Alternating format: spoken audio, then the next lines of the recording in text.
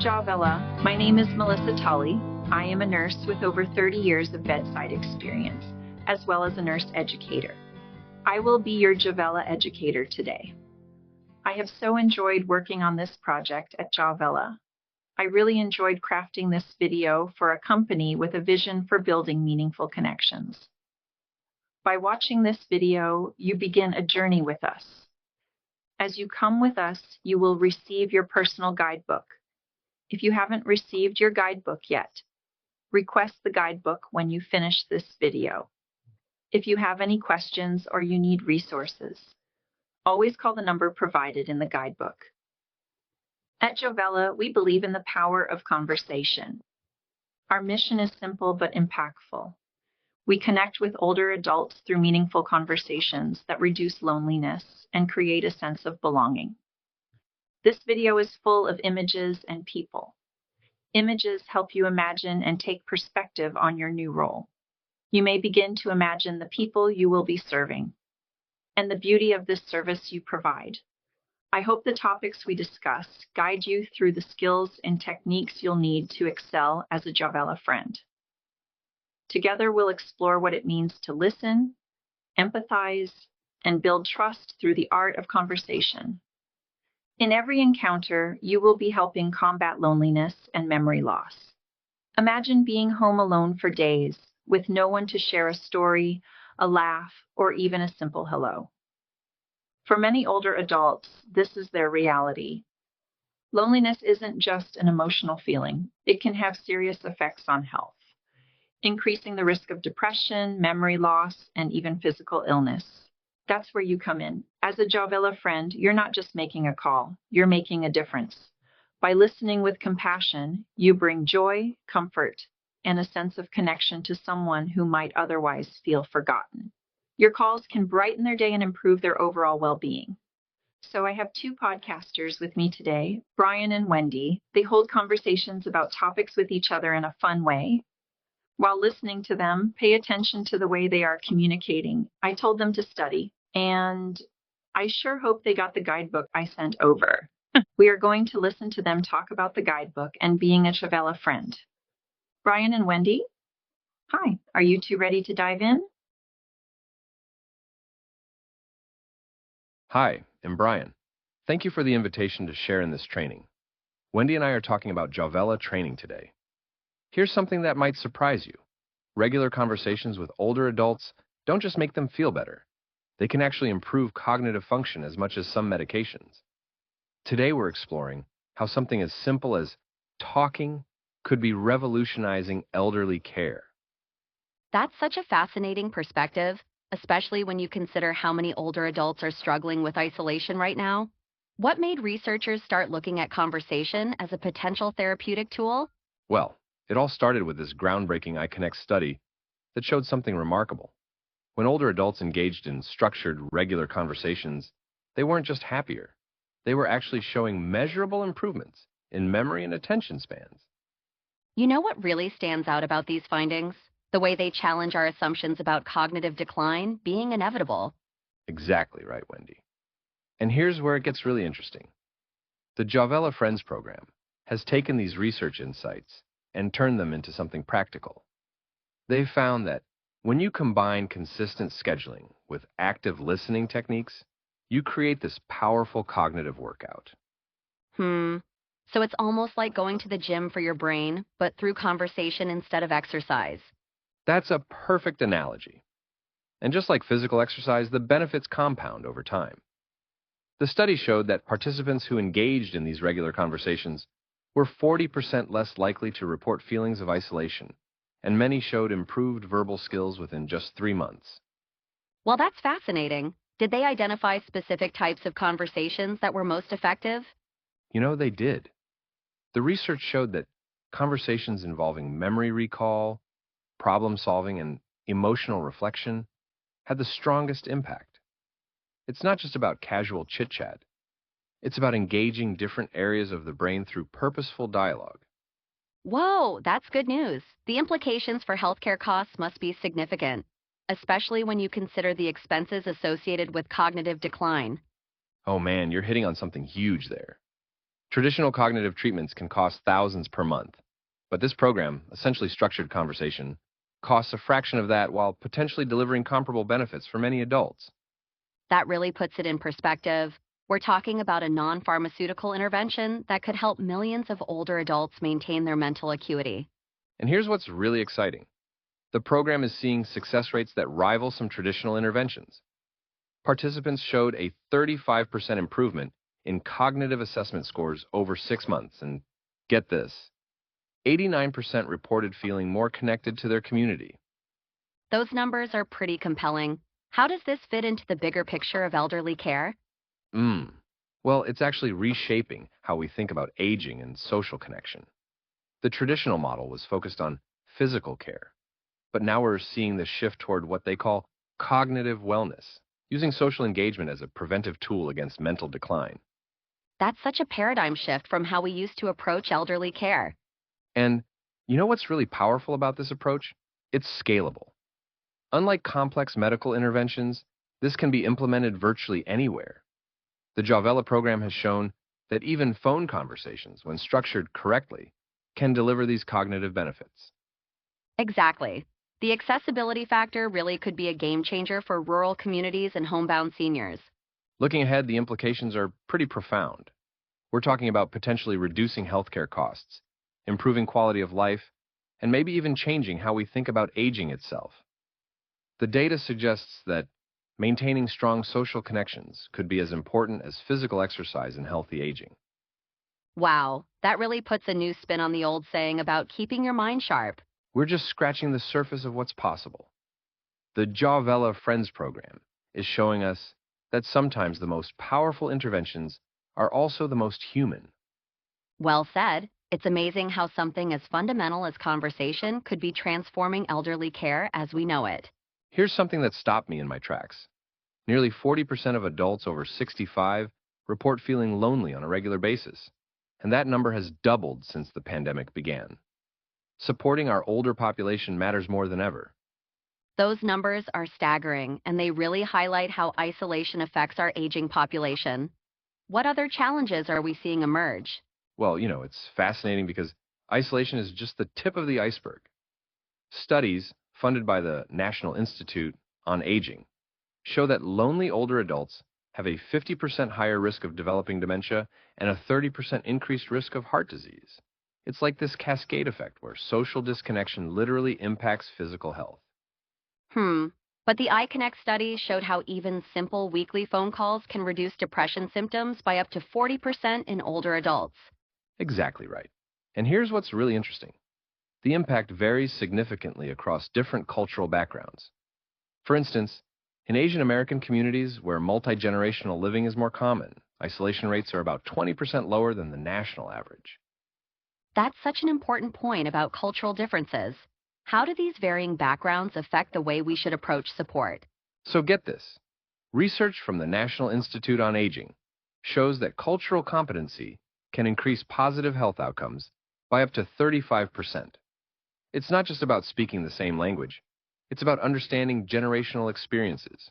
Like, someone who lived through the Great Depression might have entirely different views on financial security than someone who grew up in the 1960s. You know what's fascinating? The way historical events shape these perspectives. The silent generation, born between 1928 and 1945, shows markedly different attitudes toward technology adoption compared to baby boomers. Oh yeah, and speaking of technology, recent data shows that while smartphone usage among adults 65 plus has doubled since 2015, there's still a significant digital divide. About 27% report feeling anxious about using new technology, which can further contribute to isolation in our increasingly digital world. That must create some real challenges for healthcare and social services delivery, especially since the pandemic pushed so many services online. Well, that's where some innovative programs are stepping in. There's this fascinating pilot program in Minnesota that paired tech-savvy volunteers with older adults, resulting in a 45% increase in digital confidence and a 60% reduction in reported feelings of isolation. Those results are incredible. What other successful support strategies are emerging?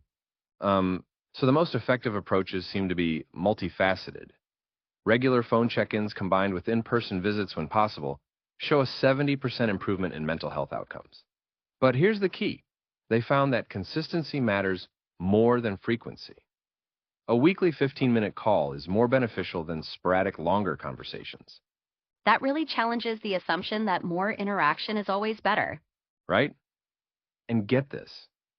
Studies show that older adults who maintain even just 3 close social connections have a 50% lower mortality rate compared to those who are isolated. It's not about having a huge social network. It's about having meaningful connections. Well, that certainly puts things in perspective when we think about quality versus quantity in social interactions. You know what else is fascinating? The role of cognitive engagement. Research indicates that older adults who engage in regular social conversation show a 23% slower decline in memory function compared to those who don't. It's like social interaction is exercise for the brain. That makes me think about how we might need to adjust our communication styles to maximize these benefits. Exactly. And recent studies have shown that using what they call elder speak, that condescending, simplified way some people talk to older adults, actually decreases cognitive function and increases resistance to care. Communication might seem simple, but research shows that 93% of what we convey comes from tone and body language rather than words alone. Today, we're exploring how this transforms the way we connect with older adults. That's such a striking statistic. How does this play out in real-world conversations? Well, it's fascinating because active listening involves this intricate dance of verbal and nonverbal cues. Even over the phone, you can detect subtle changes in someone's emotional state just through their voice patterns and pacing. So you're saying there's this whole hidden language beneath the surface? Exactly right. Studies show that when we use reflective statements, the speaker's brain activity actually mirrors the listener's, creating this remarkable neural synchronization. For instance, instead of just saying, uh-huh, we might say, it sounds like that situation with your neighbor really frustrated you. You know what's interesting about that? The way it ties into the latest research on emotional intelligence and aging. Oh, tell me more about that connection because I think it reveals something crucial about empathy versus sympathy. Well, recent studies from Stanford show that emotional intelligence actually increases with age, making older adults particularly receptive to empathetic communication. That's exactly why the distinction between sympathy and empathy becomes so critical. You see, sympathy creates this emotional distance. I feel sorry for you, while empathy builds bridges. I understand why you'd feel that way. The research shows this difference can literally impact health outcomes. That makes me think about the validation techniques you mentioned earlier. How do those fit into this bigger picture? So here's what's fascinating. Validation isn't just about making someone feel better. Studies show that when we acknowledge emotions without trying to fix them, it actually reduces stress hormones like cortisol by up to 47%. It's like giving someone permission to feel what they're feeling. And I imagine this ties into the structured conversation techniques you've studied. Precisely. The research shows that using what's called the I connect method, which combines cognitive stimulation with emotional engagement, can improve cognitive function by up to 25% in regular conversations. It's about asking questions that encourage both memory recall and emotional processing. That's remarkable. How do you see these techniques evolving as our population ages? Well, the demographics tell an interesting story. By 2030, we'll have more people over 65 than under 18 for the first time in history. This means these communication skills aren't just nice to have. They're becoming essential for maintaining social connections across generations. New research suggests that combining these communication techniques with technology, like video calls that allow them to see facial expressions, could revolutionize how we maintain connections across generations. Communication might seem simple, but research shows that 93% of what we convey comes from tone and body language rather than words alone. Today, we're exploring how this transforms the way we connect with older adults.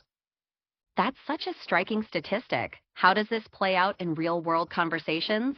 Well, it's fascinating because active listening involves this intricate dance of verbal and nonverbal cues. Most effective support comes not from having all the answers, but from knowing how to listen and when to guide someone to professional help.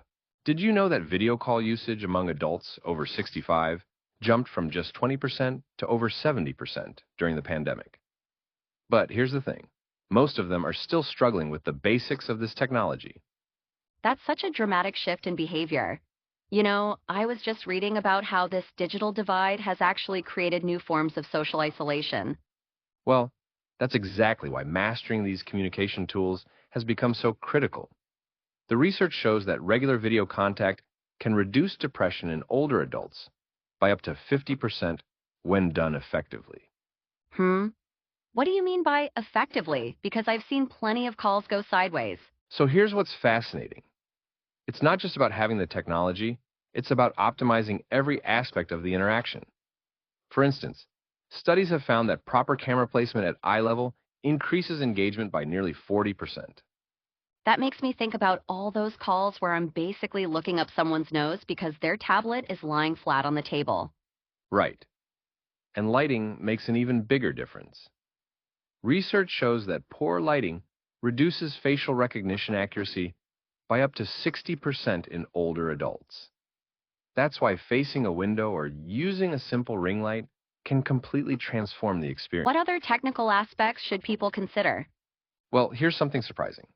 Studies show that internet bandwidth issues cause about 60% of failed video calls, but most people blame their devices first. That's why having a backup plan is crucial, whether it's switching to audio only or having a regular phone number ready. The technical stuff is one thing, but I'm curious about the actual communication patterns. How do those change in video calls? Now, this is fascinating. Researchers have found that successful video conversations require about 20% more deliberate nonverbal cues than in-person chats. We actually need to exaggerate our expressions and gestures slightly to compensate for the digital barrier. That explains why I feel so tired after long video calls. We're literally working harder to communicate. Exactly. And that fatigue is real. Studies show that video call participants experience 2.5 times more mental exhaustion than face-to-face conversations. That's why shorter, more frequent calls often work better. You know, I've been wondering about the privacy aspects of all this increased video calling. Well, here's a sobering statistic. Over 80% of home video calls happen in shared spaces where confidential information could be overheard. And get this, less than 30% of users regularly update their security settings or use password protection. Those numbers are pretty concerning when you think about sensitive information being shared. They really are. But here's some good news. Implementing just 3 basic security measures can reduce privacy risks by up to 90%, using updated software, secure passwords, and private spaces for calls. So, what's the future looking like for video communication technology? The projections are pretty exciting. By 2025, we're expected to see AI-assisted features that can automatically optimize lighting, sound, and even help with technical troubleshooting. But until then, mastering these basic principles we've discussed is crucial. That really puts things in perspective. We're still in the early stages of this communication revolution. You know what's most encouraging? Studies show that older adults who receive proper technical support and encouragement are 75% more likely to continue using video chat technology long term. It's not about age, it's about having the right tools and support. That's so important. It really is. These principles can make the difference between frustration and connection. So keep those cameras at eye level and those backgrounds clutter-free. It's time to bring Melissa back. Thanks, Melissa, for allowing us to participate in this training. Yes, such an interesting topic. Thank you. Thank you. Brian and Wendy. For part 2 of the video, we will hear from Jessica. Jessica is going to give some examples of topics and how to get the conversation going. She is a social worker with lots of experience in elder care. I'm looking forward to learning from her. Thank you very much. I really enjoyed listening to your conversation. I am Jessica. I will be taking us through part 2, which is focused on suggested topics of conversation and prompts to get the conversation going. Let me start with a question. Have you ever struggled to keep a conversation flowing when talking to an elderly person? Maybe you've asked a question, gotten a short answer, and then silence. It happens to the best of us. But here's the thing. Meaningful conversations with elderly individuals aren't just nice. They're essential for their emotional well-being. And they help us learn from their incredible life experiences. Today, I'm going to walk you through 7 conversation topics that will help you build a genuine connection with older adults. Each topic is designed to spark engagement, foster empathy, and, most importantly, make the person feel valued. I'll also share practical tips, examples, and the why behind each approach. Let's start with one of the most heartwarming topics, family and childhood memories. Why? Because reminiscing about family traditions or childhood experiences often brings people joy and a sense of connection. Nostalgia can be incredibly comforting. Here are a few ways to start. Can you tell me about your family? Do you have children or grandchildren? What was your hometown like when you were growing up? Did you have any favorite family traditions? Once they open up, keep the conversation going by asking follow-up questions like, how did you celebrate holidays when you were younger? What games or activities did you enjoy as a child? Let me give you an example. Imagine someone shares that they loved playing hopscotch as a kid. You could respond with, hopscotch sounds like so much fun. Did you play that often with your siblings or friends? What's happening here is simple. You're showing genuine interest and encouraging them to dive deeper into their memories. Next up, hobbies and interests. Talking about their passions helps them feel recognized and valued. Start with questions like, do you have any hobbies you enjoy? Have you ever learned a skill or craft that you love doing? What do you like to do to relax or have fun? The key is to dig a little deeper. Ask things like, what got you interested in that hobby? Have you taught anyone else how to do it? For instance, if they say they love knitting, you might say, knitting sounds so rewarding. Do you have a favorite thing you've made? Did you ever teach someone in your family? This isn't just about talking. It's about celebrating their achievements and passions. Travel is a topic that lights up almost everyone's face. Many elderly individuals have wonderful stories to share from their adventures or places they've dreamed of visiting. Start with, have you traveled to any interesting places in your life? What's the most memorable trip you've ever taken? If you could visit any place in the world, where would it be? Then, keep it going with, what did you enjoy most about that trip? Did you try any new foods or meet interesting people there? For example, if someone says they visited Italy, you might say, Italy. That sounds amazing. Did you see the Colosseum? Or maybe try authentic gelato? The goal is to make their experiences shine while showing your genuine curiosity. Entertainment is a universal connector. It's a great way to discover shared interests. Ask, do you have a favorite song or type of music? Are there any movies or TV shows you've enjoyed recently? What's the last book you read or your favorite one ever? Follow up with questions like, what about that song or movie or book do you enjoy most? Did you ever see that artist or band live? For example, if someone mentions loving Frank Sinatra, you might say, Sinatra is a classic. Do you have a favorite song of his? Did you ever see him perform live? This helps them relive cherished moments while bonding over timeless favorites. Food is a topic that always brings people together. Start with, what's your favorite meal or dish to cook? Did you have any special family recipes? Are there any foods that bring back great memories? Then dive deeper. What made that dish so special to you? Have you ever taught anyone how to cook it? For example, if they mention a family lasagna recipe, you might say, that sounds delicious. Do you still make it, or does someone in your family carry on the tradition? Food is more than nourishment. It's a way to share stories and create connections. Let's talk about careers and achievements. Many elderly individuals take pride in their life's work and contributions. Start with, what kind of work did you do? What did you enjoy most about your career? Was there a project or achievement you're especially proud of? Then ask, how did you get started in that field? Did you have a mentor who inspired you? For example, if they share a project they're proud of, you could say, that's incredible. It sounds like you made a real difference. How did that feel at the time? This approach honors their contributions and encourages them to share their pride. Finally, let's talk about life lessons. Many elderly individuals love sharing their wisdom. Start with, what's the best advice you've ever received? Are there any life lessons you've learned that you'd like to share? What do you think is the secret to a happy life? Then follow up. That's so inspiring. Can you tell me more about how you learned that lesson? Who influenced you the most in teaching you that? For example, if they share advice about kindness, you might say, "That's such beautiful advice.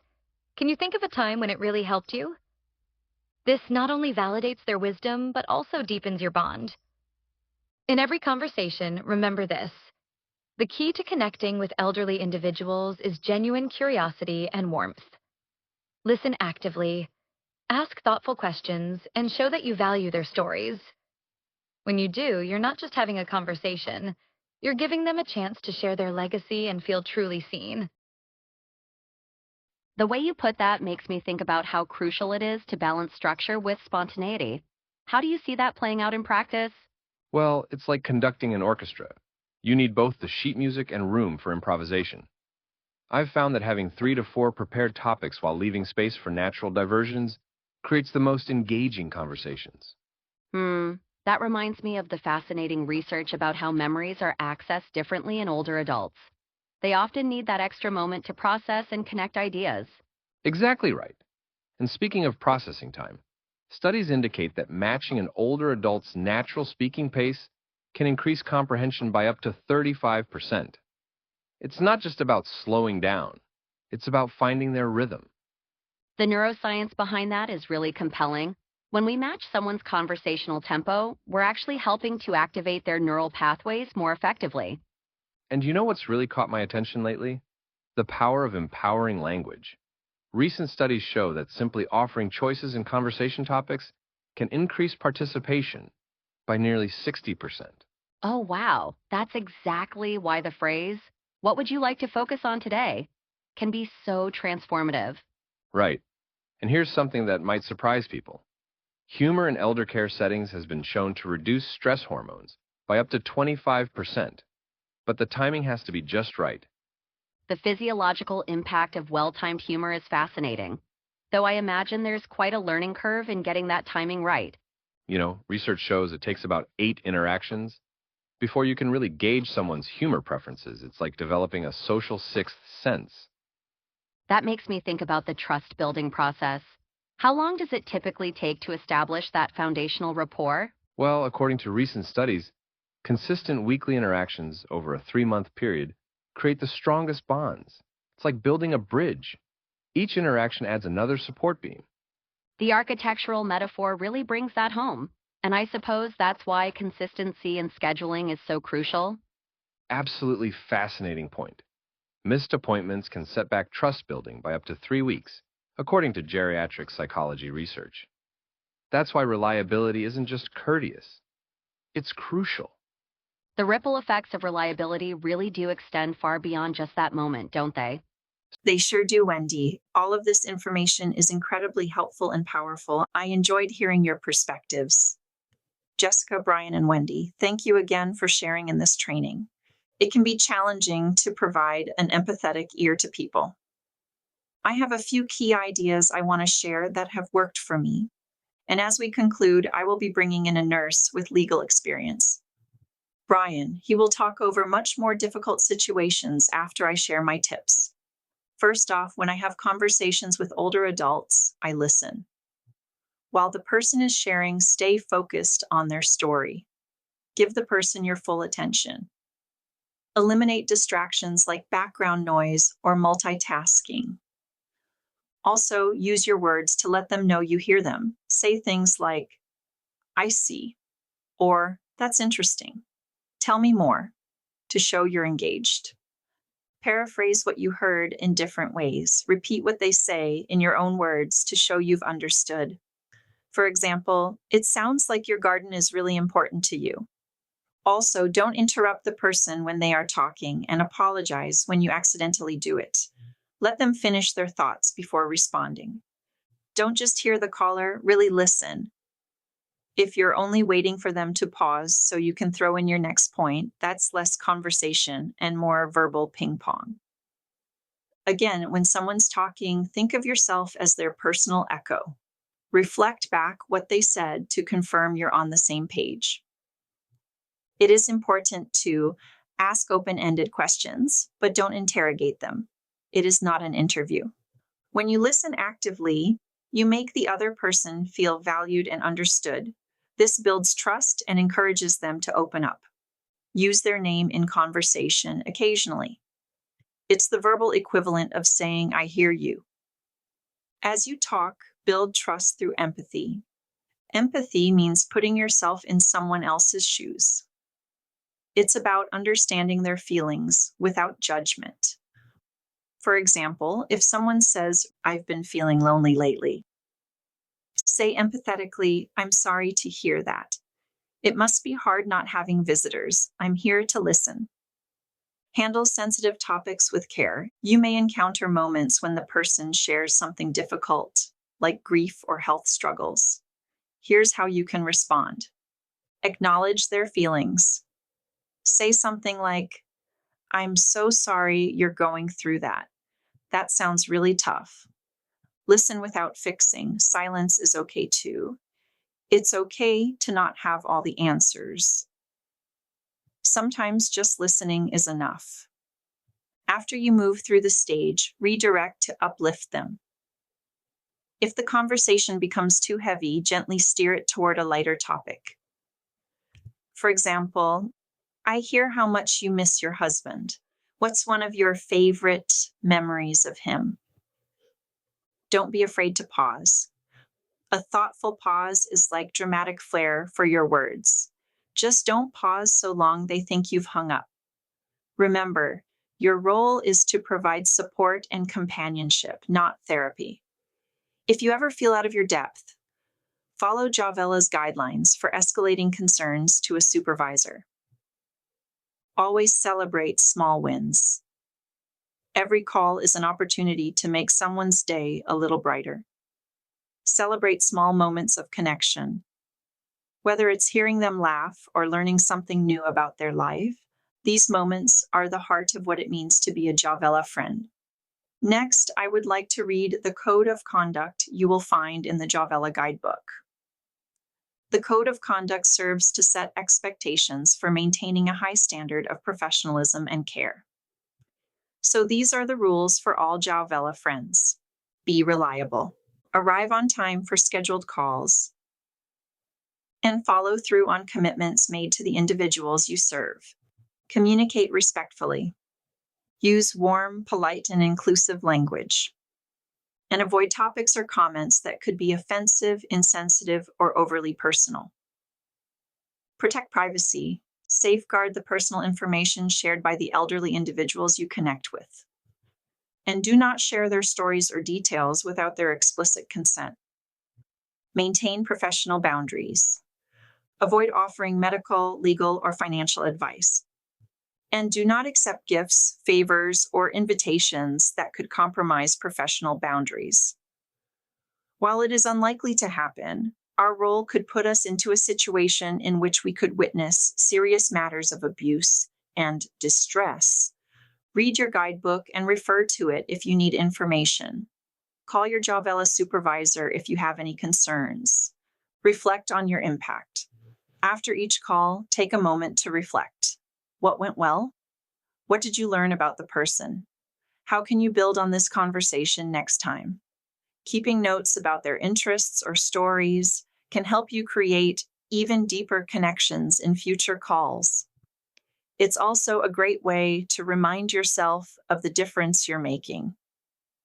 In this next part of our video, we will be diving into the rules of the road with Brian as it concerns serious and difficult situations. Just like in our everyday lives, we should all know when to report crime or help to prevent suicide. We will now hear from Brian, an expert nurse in elder advocacy and legal nursing. Hello, thank you for inviting me to speak on a topic I care about very much. I am Brian Donaldson, a registered nurse.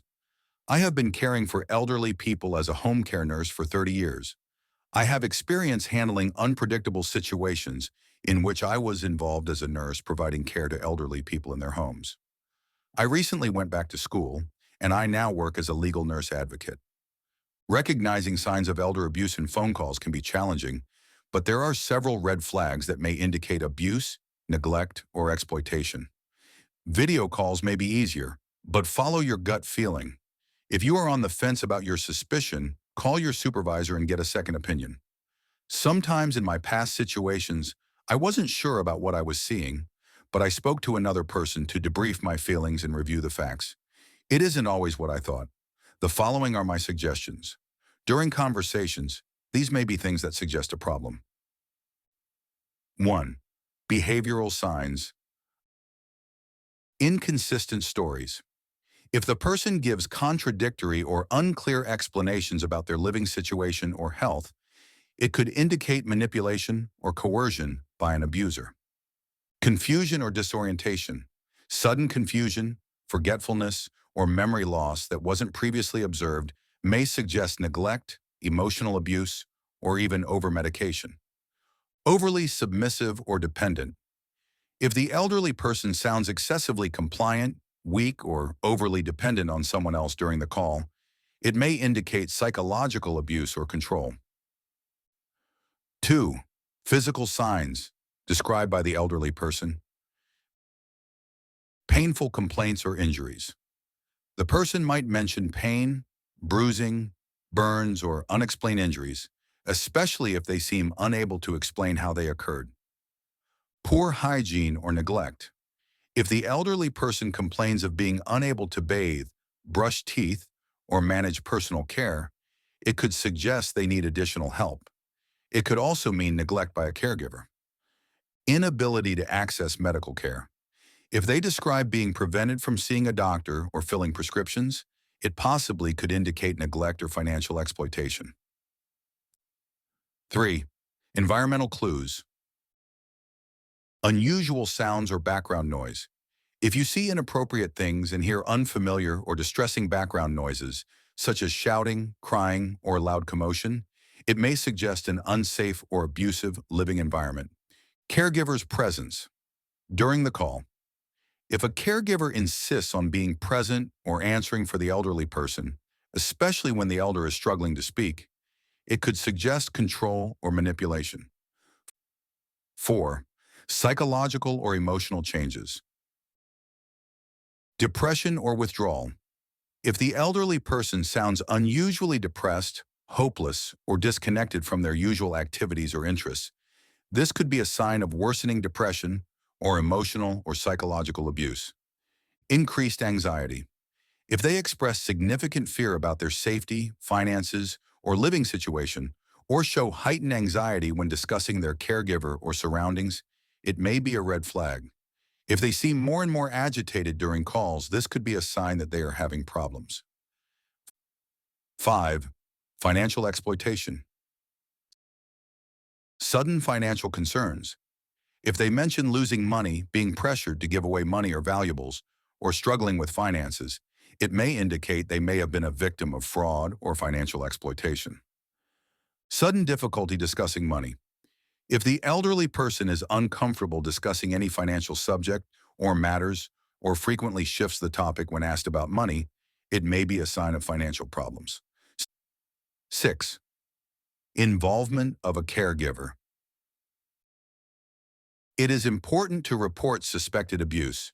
Nearly 47% of elder abuse incidents are perpetrated by family members, with adult children or spouses being the most common offenders. Is there unexplained interference from caregivers? If a caregiver frequently interrupts or tries to take control of the conversation, especially when the elderly person seems reluctant to speak freely, it may indicate controlling behavior or abuse. Seek guidance if a conversation is suspicious, difficult, or unmanageable. A second opinion is always helpful. If any of these signs are present, it is important to follow up with the elderly person in a private and supportive manner, ensuring they feel safe enough to disclose any concerns.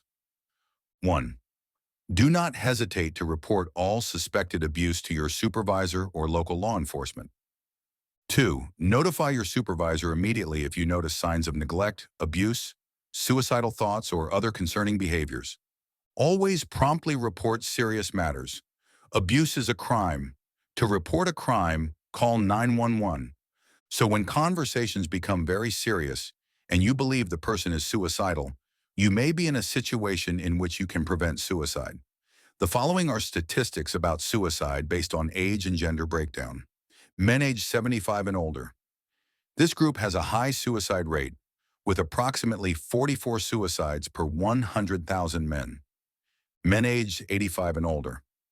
Even higher rates are observed in this subgroup, with 55.7 suicides per 100,000 men. Women aged 55 to 64. Among older women, this age group exhibits the highest suicide rate at 7.8 per 100,000 women. All of these statistics are quite concerning. Suicide is a very real problem in older adults. If during your Javela call, the person starts to say suicidal thoughts, you will need to know what to do. So what do you do when a conversation turns very serious? When someone expresses suicidal ideation, it's crucial to respond with empathy, care, and support. Here's how you can kindly recommend that they call the suicide hotline while ensuring they feel heard and not judged. 1. Acknowledge their feelings. Start by validating their emotions to show that you understand their pain and are there for them. Example: I'm really sorry you're feeling this way. It sounds like you're going through an incredibly tough time right now. 2. Express concern and compassion. Let them know that you care about them and want them to stay safe. Make sure they know they are not alone. Example: you matter so much and I really care about your well-being. It's important to talk to someone who can help right now. 3.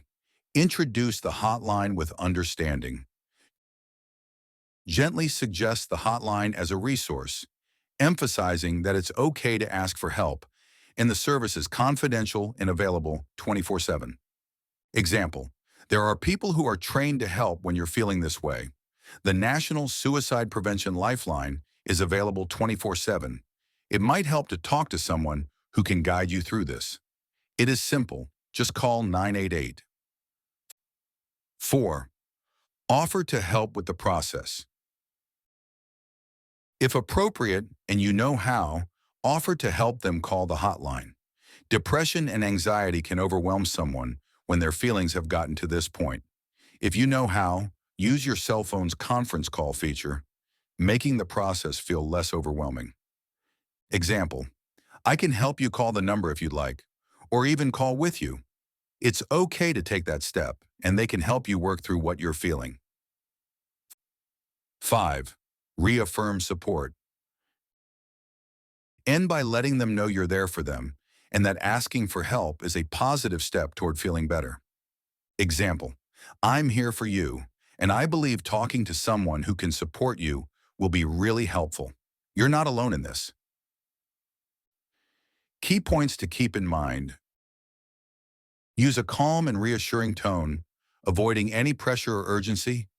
Keep the conversation focused on their well-being and the support available.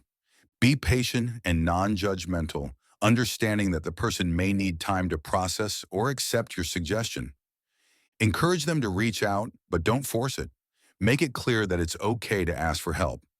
By expressing empathy, kindness, and providing a clear, supportive path forward, you can help guide someone toward the resources they need in a caring and compassionate way. Be prepared to give the number to the National Suicide and Crisis Lifeline, 988. If the situation becomes uncertain and if suicide is imminent, keep the call ongoing until you are able to call 911 from a different phone. After the call, reach out right away to a Javela supervisor.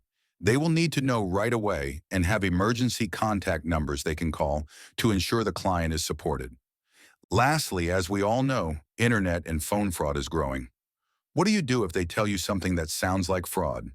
If you are told about a fraud situation involving a vulnerable elderly person, provide the number to the National Elder Fraud Hotline, 1-833-FRAUD-11. Fraud has had a devastating financial impact in 2023. Older adults lost an estimated $3.4 billion to scams, according to the FBI's Internet Crime Complaint Center. Unfortunately, this is happening much more now. As a Javela Friend, you have ethical and legal responsibilities that are inherent in the role we have as citizens and the service we provide as a Javela Friend. All of this legal guidance applies in your life as well. Welcome to Javela. Thank you for caring about others. And most of all, thank you for supporting and providing companionship to our elders. Next, we are going to wrap up with Melissa as she talks, concluding this video with takeaways and next steps. Next. Thank you very much, Brian. I will bring us home now with some takeaways. Remember, the information you need is detailed in the guidebook. First, always bring a non-judgmental approach to our clients. Approach every conversation with openness, free of judgment or assumptions. Celebrate the diversity of experiences and viewpoints shared by the elderly individuals. Second, honor our clients' dignity and independence. Empower the elderly by encouraging their independence and respecting their autonomy. Avoid speaking or acting in ways that could feel condescending or dismissive.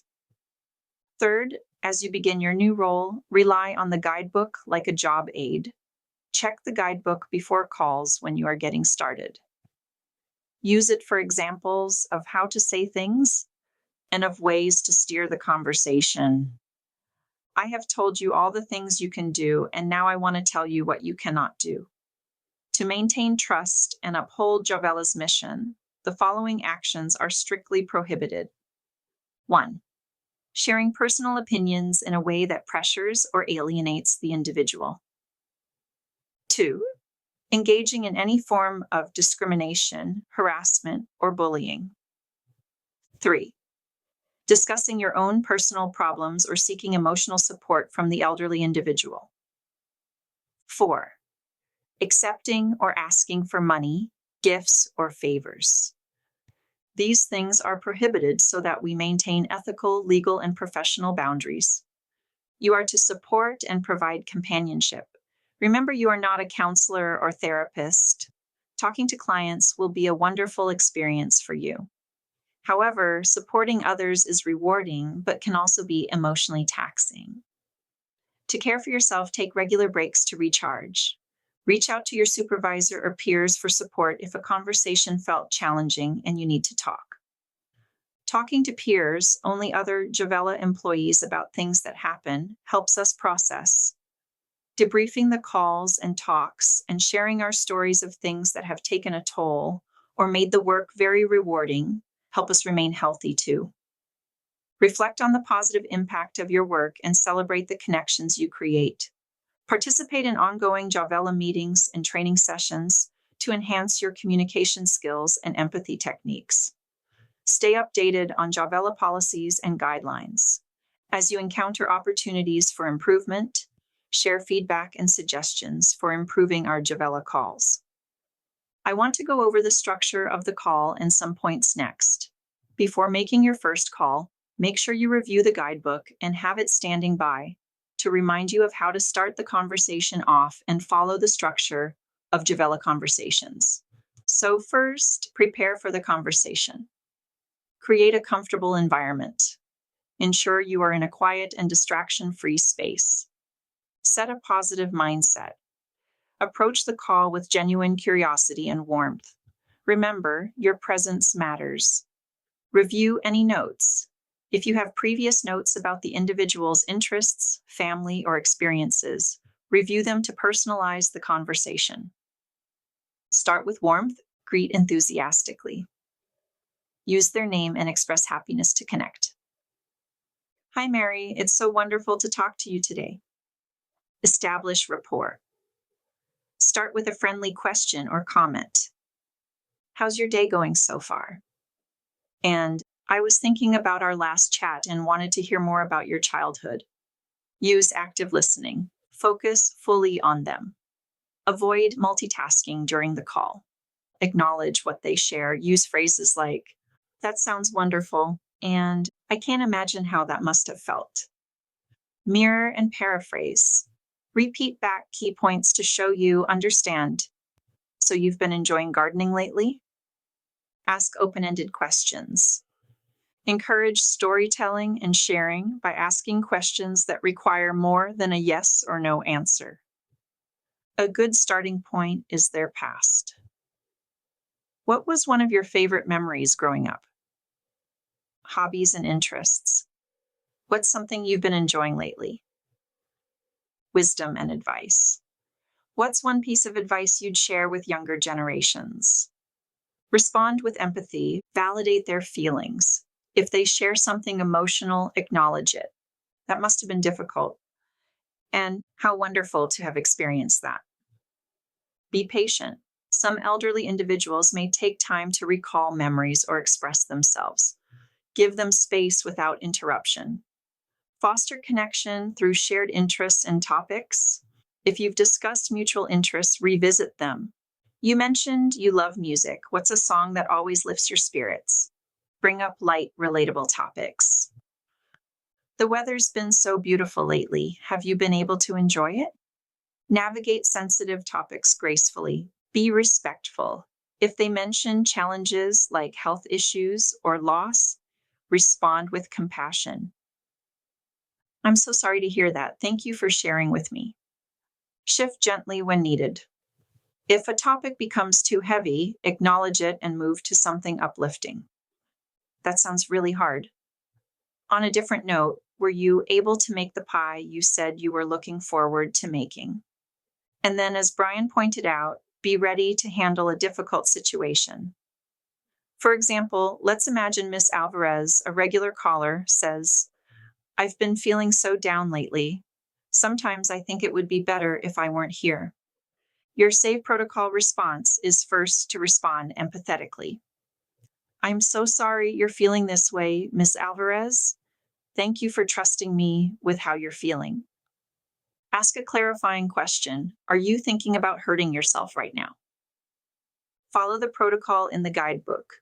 Inform your supervisor immediately and contact emergency services if the risk is immediate.